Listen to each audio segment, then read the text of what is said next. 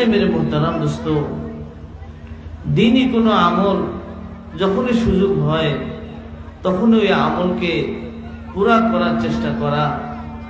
কারণ বলা যায় না কখন কোন মুহূর্তে আজরাইল আলাইহিস সালাম এসে আমার জানকে কবজ করে নিয়ে যান। আমাকে ডাক দেন আর ওই ডাকে আমি সাড়া দিয়ে না ফিরার দেশে চলে যেতে হয়।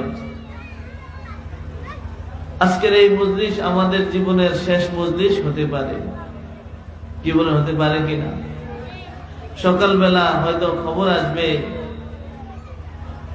যে অমুকের ছেলে অমুক ভালো মানুষ রাত্রে 11টায় শুইল, সকালবেলা তার জানাজার খবর। কি হয় কি হয় না? মৌতের কোনো গ্যারান্টি আছে? এই হায়াত আর এই মৌতের মালিককে